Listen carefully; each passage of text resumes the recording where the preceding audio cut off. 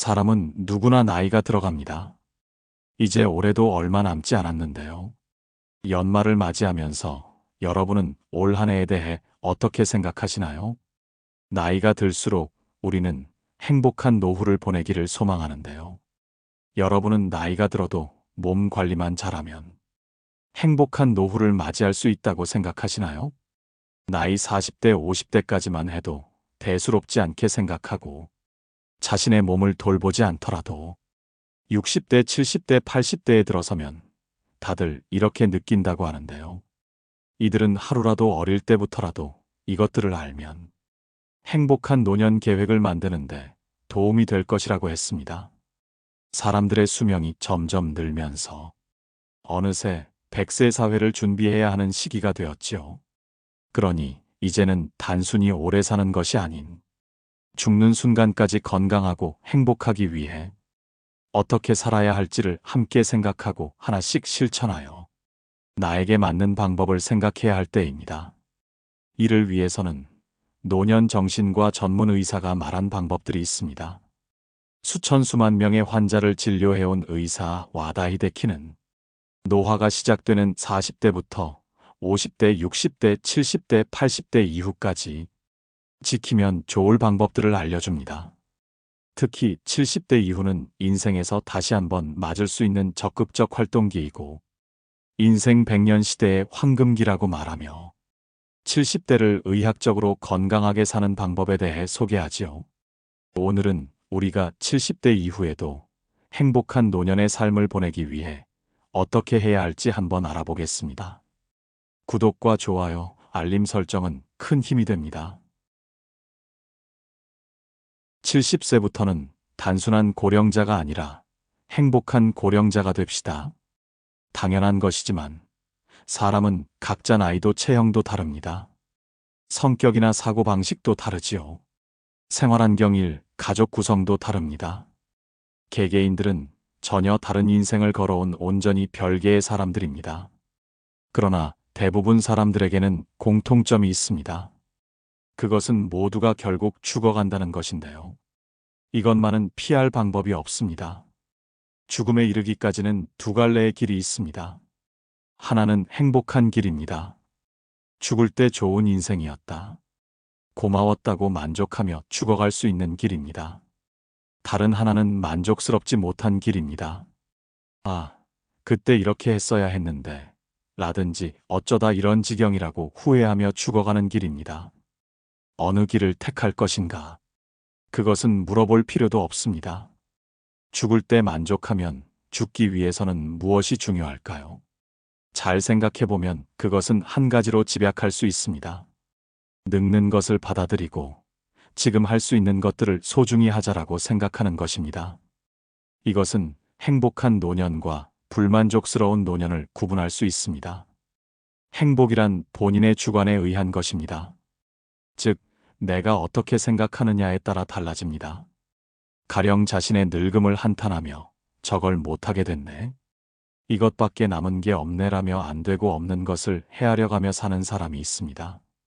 다른 한편에는 자신의 늙음을 받아들이면서 아직 이건 할 수 있지. 저것도 남아있네라며 되고 있는 것들을 소중히 하며 사는 사람이 있습니다. 누가 더 행복한 사람일까요? 지금까지 저의 임상 경험으로는 되고 있다며 사는 사람이 더 행복해 보였고, 가족이나 주위에서도 함께 즐거워해주는 사람들이 많았습니다. 우리는 65세 이상을 고령자, 75세 이상을 후기 고령자로 부르고 있습니다만, 어쩐지 기계적인 분류라는 느낌이 들고 좀 안쓰럽기도 합니다. 지금까지 열심히 살아왔는데 좀 더 밝고 희망적으로 부르는 방법이 있어야겠다고 생각했기에 다음과 같이 제안할까 합니다. 즉, 70세를 넘어서도 즐겁고 충실한 생활을 지내고 있는 사람은 단순한 고령자가 아니라 행복한 고령자로 불러야 한다는 것입니다. 이렇게 부르면 따뜻함도 있고 나이 드는 것에 희망도 느낄 수 있을 것입니다. 행복한 노년을 보내며 인생을 완수하고 싶다. 우리가 지향해야 할 것은 바로 이런 행복한 고령자가 아닐까요? 남성은 73세, 여성은 75세가 노화의 갈림길, 최근 조사에 의하면 평균 수명은 남성이 81.64세, 여성이 87.74세입니다. 몇 살까지 사는가라는 평균 연령을 나타내는 동시에 정확히는 몇 살에 죽는가에 대한 평균치이기도 합니다. 그러면 질병 치료하며 사는 기간으로 남성은 9년간, 여성은 12년간인데요. 이 수치는 무엇을 의미할까요? 이는 질병이나 치매 등으로 병상에 누워 다른 사람의 병간호를 받으면서 살아야 하는 평균 연수를 나타냅니다. 건강 수명이라는 말을 들어본 사람도 많을 것입니다. 몸과 마음을 자립할 수 있는 연령을 의미하는데 그 연령은 남성이 72.86, 여성이 75.38세입니다. 즉 평균적으로 남성은 73세, 여성은 75세에 다른 사람의 병간호가 필요하게 되는 것입니다.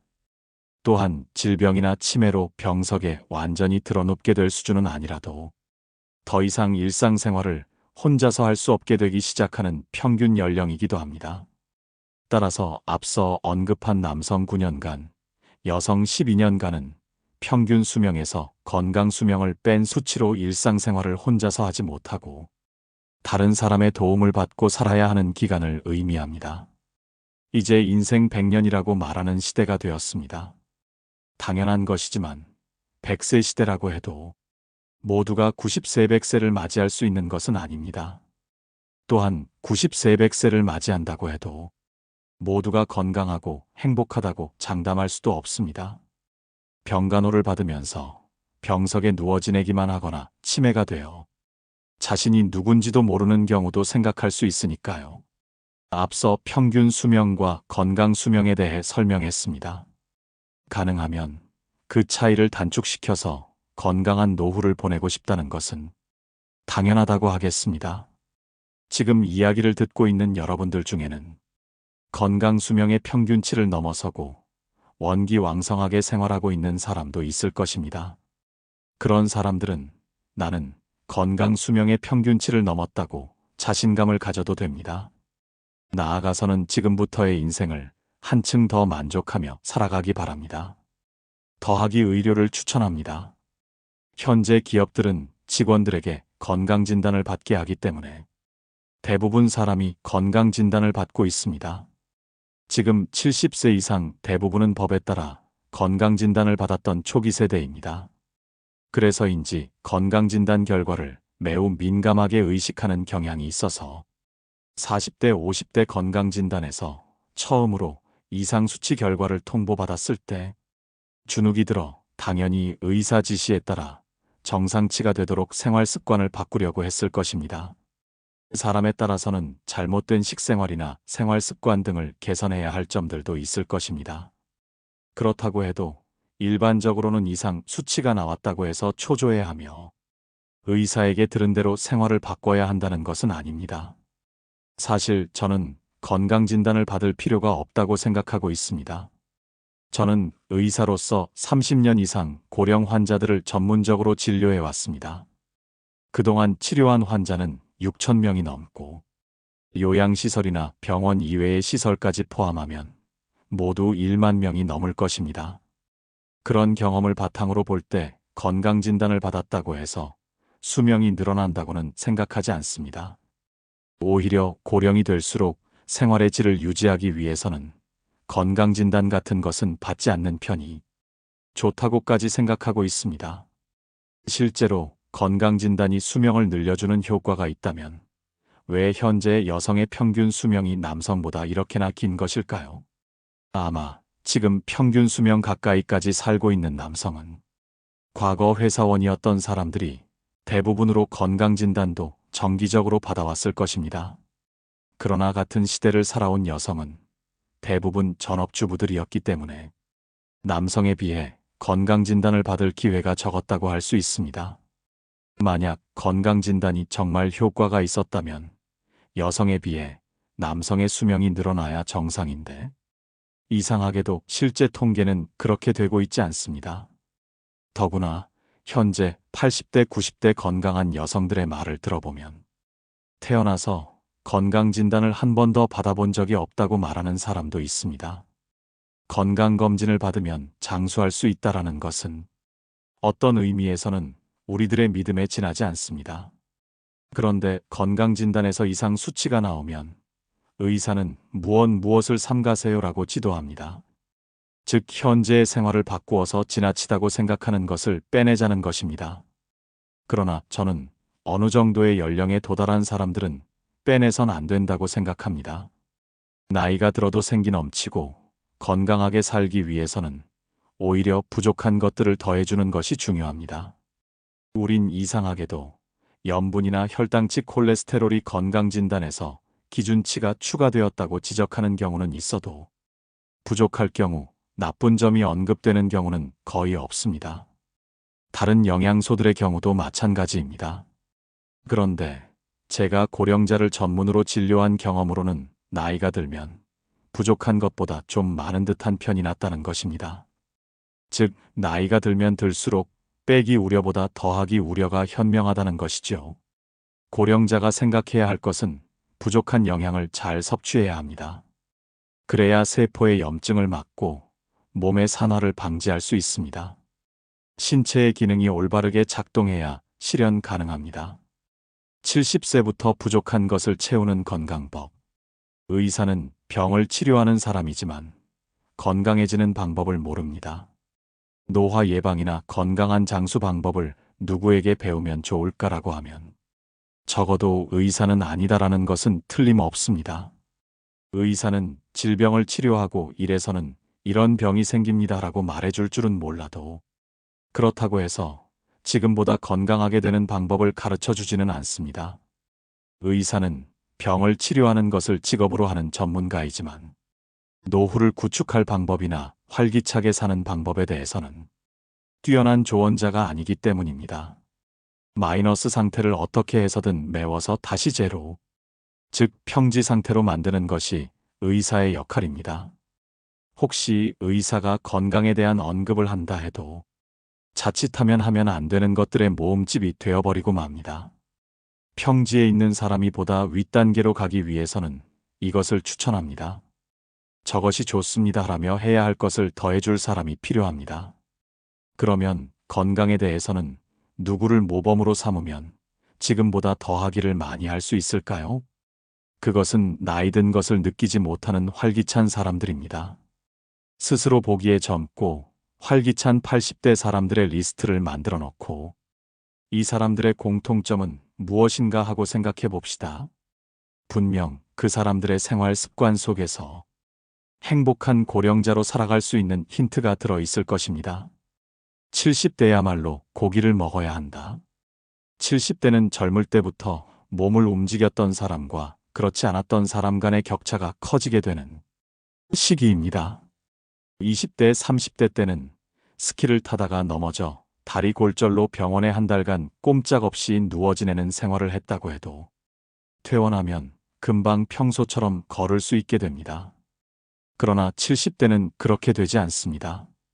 병상에 누운 시간이 계속되면 근력이 저하되고 골절이 치료된 후에도 일어서기 걷기 같은 일상생활에 필요한 동작에 지장이 초래되어 요양 서비스를 받아야 할 리스크가 높아져 버립니다. 운동 기능 저하 증후군이 눈에 띄는 것도 70대부터의 특징입니다.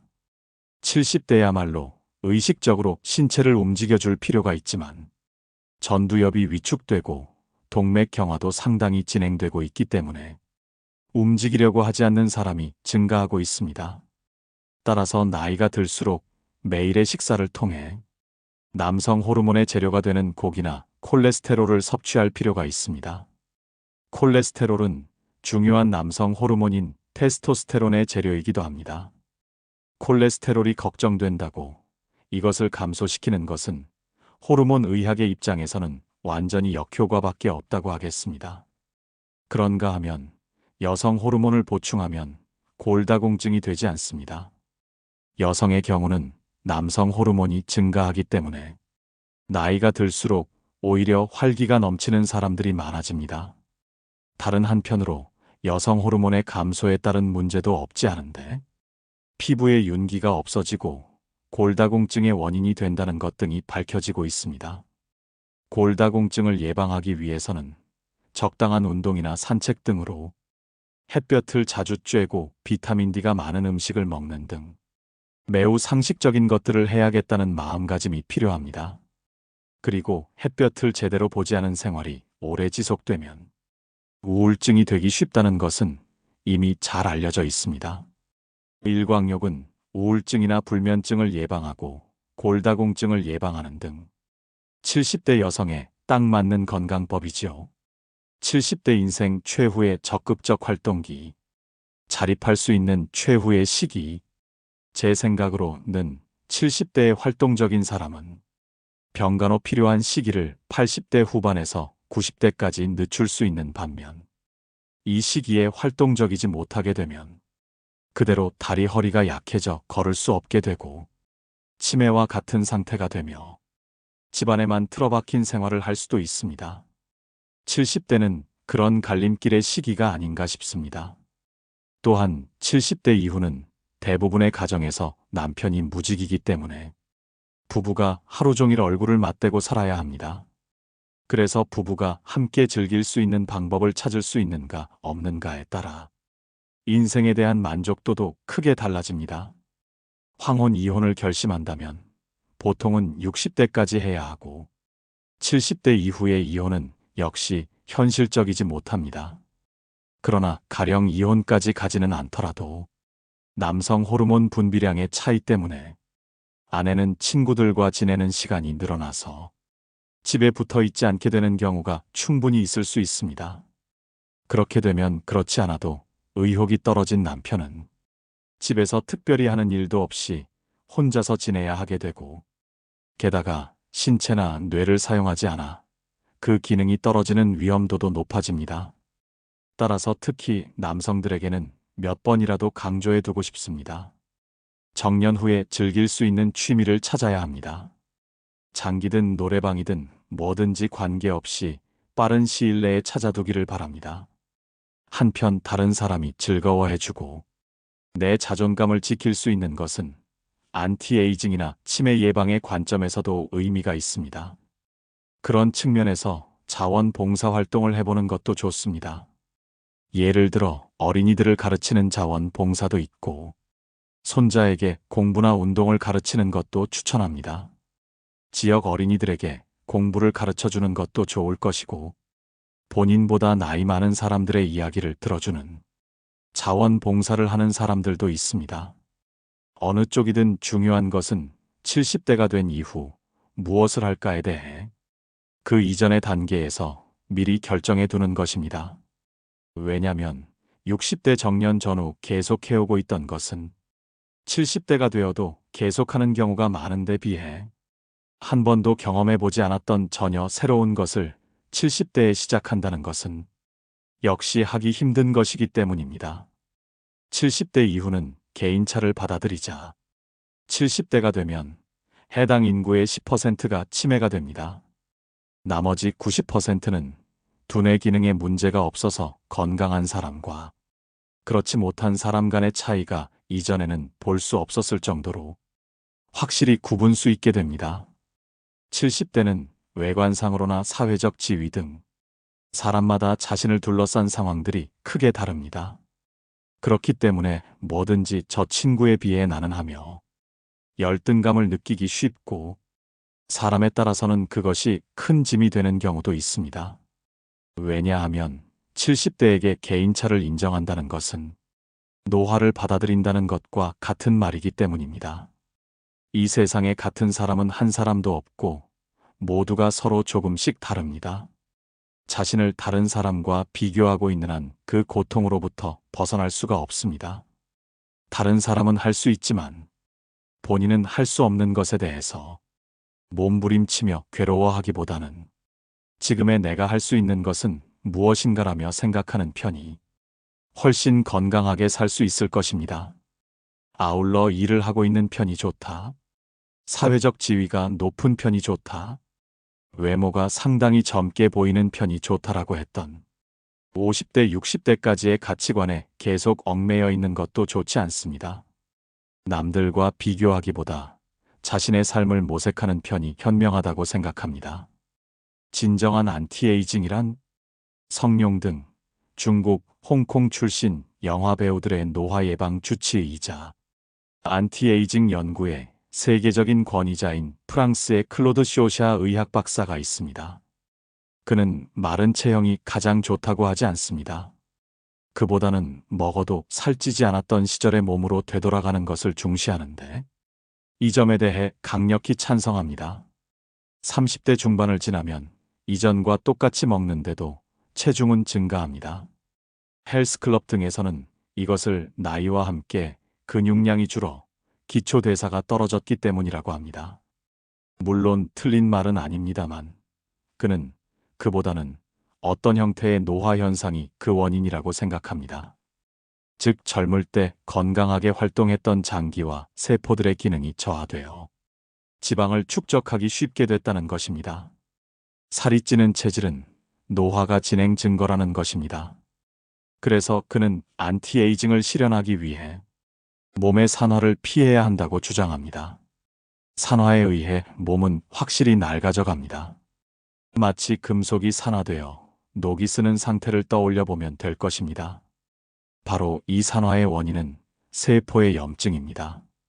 즉 세포의 염증이 말로 노화 진행의 원인이라고 할 수 있습니다. 우리들의 세포는 세포막으로 둘러싸여 있는데, 염증은 이 세포막에 손상이 생긴 상태입니다. 그는 세포막 염증의 원인으로서 만성형 알레르기를 중요하게 보고 있습니다. 박사의 가설은 만성형 알레르기가 장에 염증을 일으키고 산화를 진행시켜 장내 투과성과 장내 세균의 균형에 악영향을 준다라는 것입니다. 다만 급성형 알레르기처럼 눈에 띄는 증상이 나오지 않아서 알아채기도 어려워 문제가 되지 않을 뿐입니다. 기껏해야 왠지 몸이 나른하다라고 느끼는 사람들이 많은 정도이죠. 이것을 알아차리는 방법은 보통은 알아채지 못하는 알레르기를 찾아내서 원인 물질이 되는 음식을 피하도록 하는 것입니다.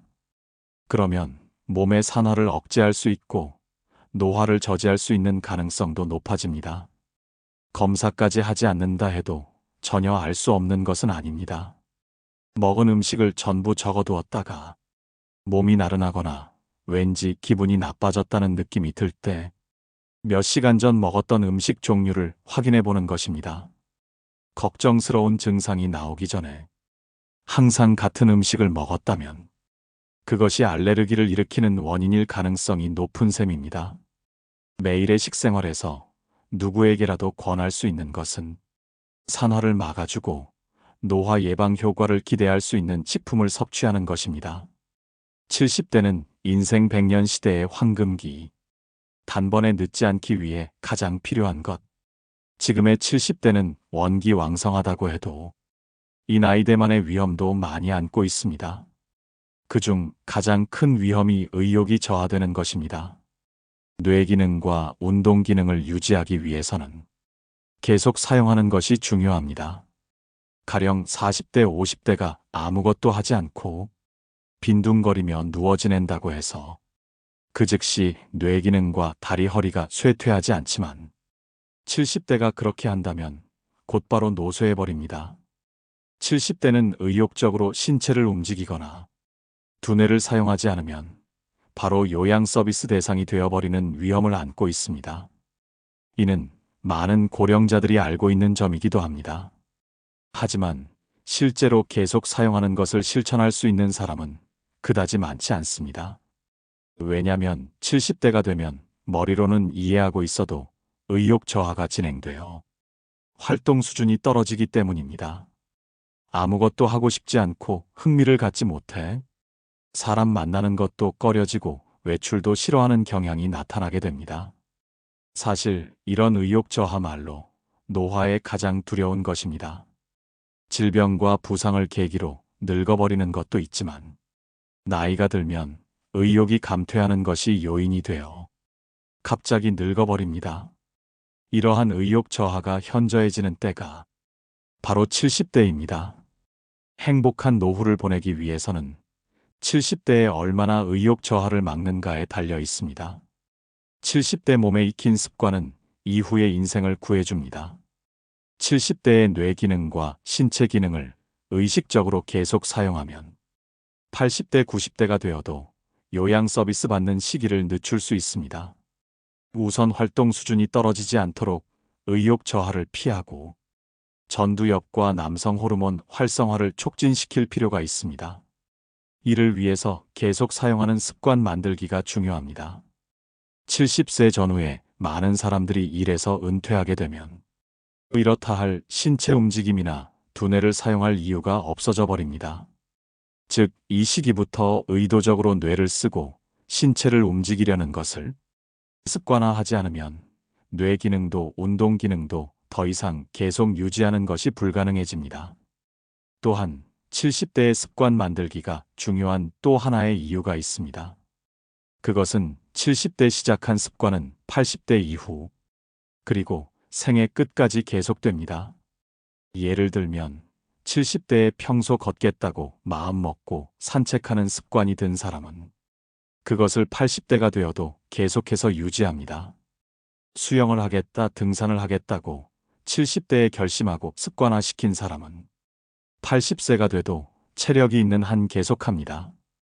등산할 수 없게 되더라도 그것을 대체할 무언가를 해서 몸을 움직이려고 하는 마음가짐만은 평생 계속할 것이 틀림없습니다.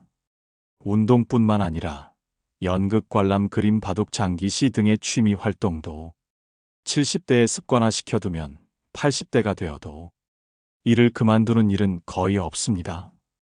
70대 동안 아무것도 하지 않은 사람이 80대가 되어 새로운 습관을 만드는 것은 상당히 어려운 것이 아닐까 싶습니다. 왜냐하면 80대의 신체 기능이 70대보다 떨어지고 새로운 것을 시작한다는 의욕도 더욱 감퇴하기 때문입니다. 그렇기 때문에 신체 기능과 의욕이 남아있을 70대 동안에 좋은 습관을 몸에 익혀두는 것이 중요하겠습니다. 행복한 노후를 보내기 위한 길, 노화 방지를 위한 생활 속의 변화. 전두엽의 위축은 사실 40대부터 이미 시작합니다. 위축이 점차 진행되면 50대, 60대부터 고집이 심해졌다. 외골수가 됐다. 화를 잘 낸다는 경향이 조금씩 나오기 시작합니다. 70대가 되면 이러한 경향이 더욱 심해지고 어떤 것에도 의욕이 나지 않게 됩니다. 지금까지 해왔던 것도 하지 않게 되고 만나던 사람들도 안 만나고 집에만 틀어박혀 활기라고는 조금도 없는 생활이 되어갑니다. 그렇게 되지 않기 위해서라도 전두엽의 노화를 막고 의욕 수준을 유지하는 것이 중요합니다. 전두엽의 노화를 막기 위해서는 변화가 있는 생활을 하는 것이 가장 좋습니다. 전두엽이 아는 범위 외의 것에 대처할 때 활성화되는 부위이기 때문입니다. 바꿔서 말하면 매일 단조로운 생활을 반복하면 전두엽이 활성화되지 못하고 쇠퇴해버린다는 것입니다.